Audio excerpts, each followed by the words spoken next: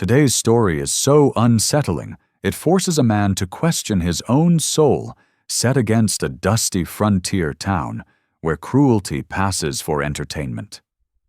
This is where fate collides with memory debt and blood, and no one walks away unchanged.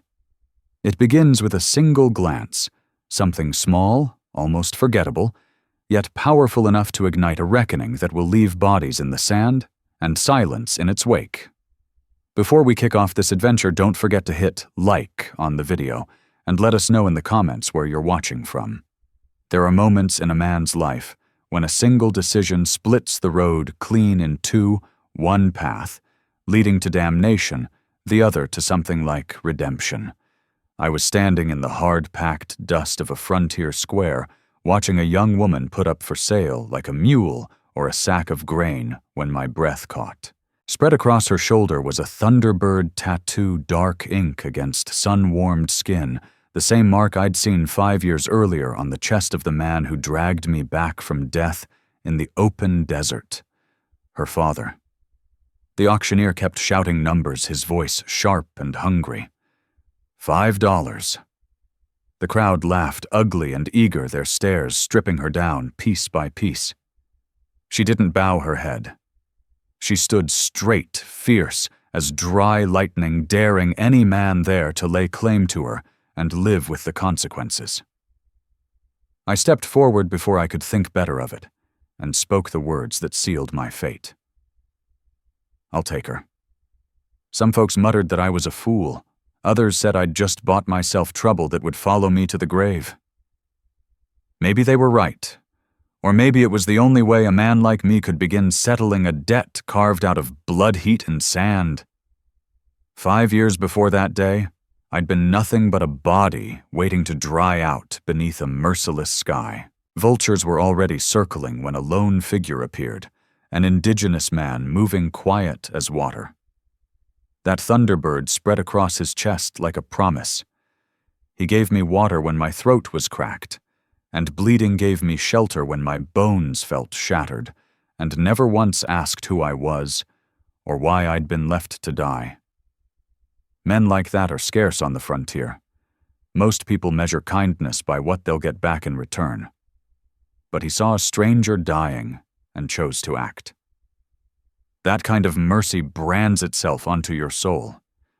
So when I saw his daughter standing on that platform, watched the crowd treat her like something to be owned, and used, something in me burned awake. My coins slapped into the auctioneer's hand with a sound that felt final. Just like that, she was mine. Or so I believed. Her name, she told me, was Naira. She spoke it carefully, her voice low but steady, as if weighing whether I deserved even that small truth. We rode out of town fast, leaving the noise and filth behind us. Her arms circled my waist, her body close against my back, close enough that I felt the warmth of her through the dust and leather. I kept my eyes forward, though the scent of desert and smoke clung to her hair. That night beside a small fire, she told me what mattered. Her father, Ash Crow, was gone killed. Her sisters, Selah and Miri, had been taken by the same men who burned their village to the ground. She knew where those men had gone. A canyon called Devil's Cut, a place where stolen things disappeared, horses, women lives. She watched me through the firelight as she spoke. There was grief in her gaze, but also recognition, as if she saw that we were both shaped by wounds that never truly close. "You're not afraid," she said. It wasn't a question. I let out a dry breath and took a drink from my cup. Not yet. At first light we rode again, pushing hard. She read the land the way other people read books, scuffed earth, broken brush, the cold remains of old fires. To her, the desert spoke plainly. Watching her move through it was like watching a language come alive, every motion sure and deliberate. When she knelt to trace a track, her hair slipping forward near her mouth, I had to look away. By afternoon, We found the signs we needed: fresh wagon ruts, too many horses. Naira never hesitated. As dusk settled in, we reached the edge of Devil's Cut and looked down into a pit that felt like the mouth of hell. Below us, the outlaw camp sprawled wide and ugly alive, with smokemen and stolen firelight, the kell cutters rotting at the heart of the canyon. 3 wagons stood crooked at the center of the canyon floor, half a dozen horses tethered nearby, and no fewer than 10 men moving slow with drink in their veins and violence in their eyes. Close to the fire, bound with rough rope and treated no better than stolen stock, were Sela and Miri, faces pale backs, straight the same quiet defiance burning in them that lived in their sister. Then he stepped into the firelight. Tall, lean, scarred from a life spent ruining what couldn't be repaired. His smile carried the weight of too many broken nights. Varn Kell. The instant Naira saw him, her body went rigid against me. That's him, she breathed her words, cutting sharp as frozen air. The one who killed my father. The fury in her eyes could have burned through iron. I felt it too, not only for what he'd done to Ash Crow, but for every life men like him crushed simply because they could. We waited. Watched. Let the camp settle. One by one, the kell cutters drank themselves numb and collapsed into their blankets. All but Kell. He stayed by the fire, staring at the 2 girls with a predator's patience, measuring what he believed already belonged to him. We slipped down the narrow trail in the dark, quiet as breath. Flesh and shadow. Naira reached the sentry first. Her blade crossed his throat before he knew danger existed. She eased him down softly, almost gently.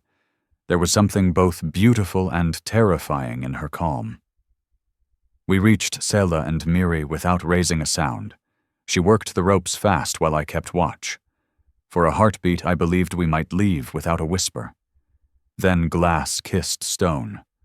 An outlaw shifted, blinked toward the fire. My knife took him in the chest before his mouth could open, but the silence was already broken. Another man stirred, then another.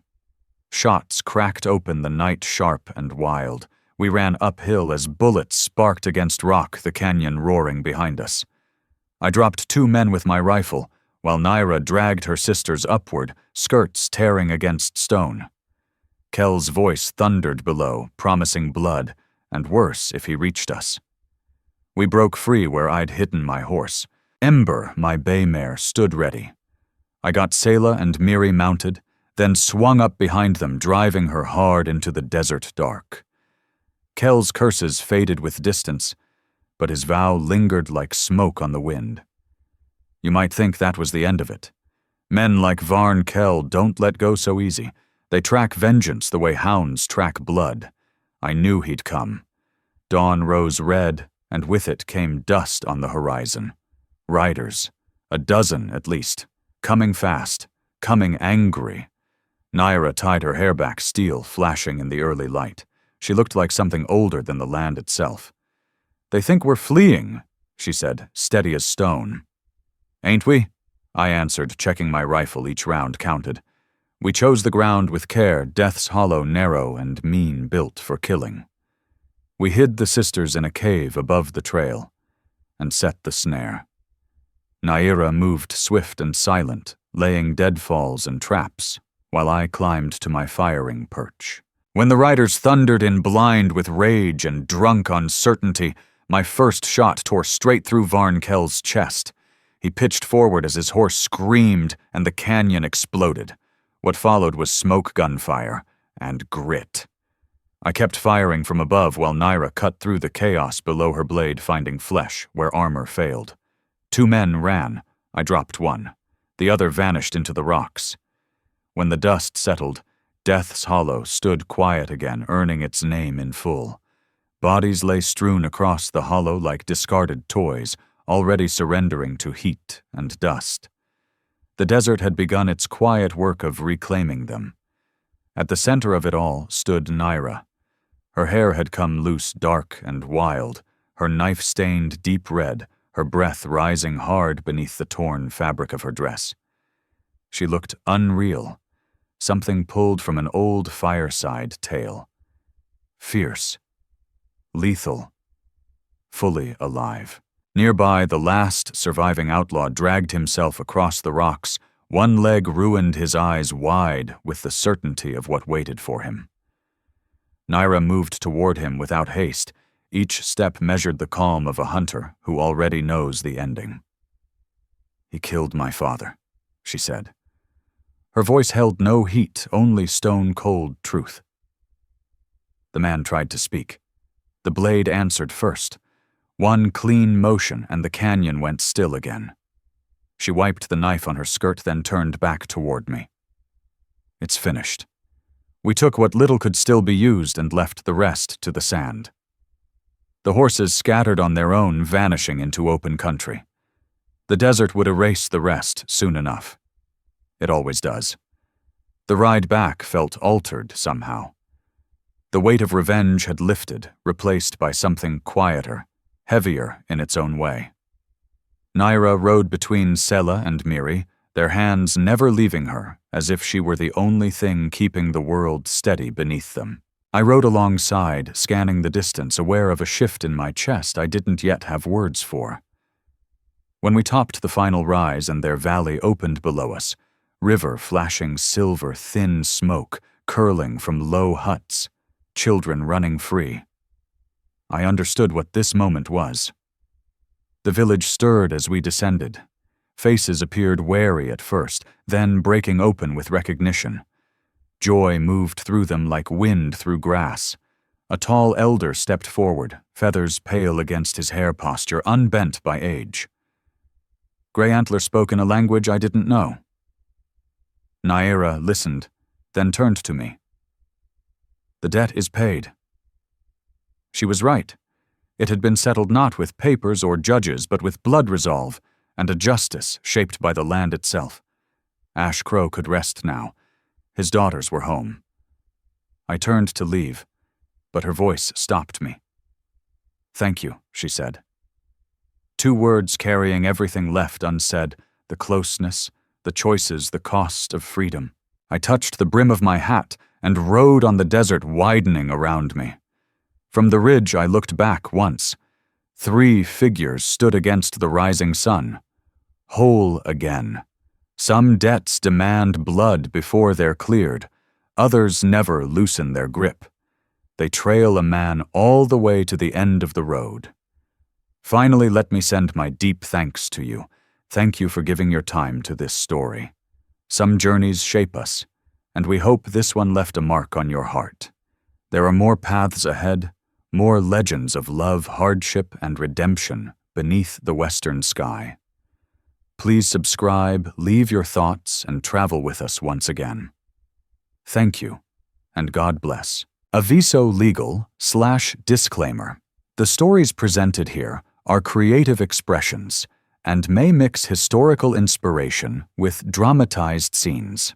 AI tools contribute to some elements of voice imagery and structure, but every published story is refined by editors and creators to ensure authentic emotional impact.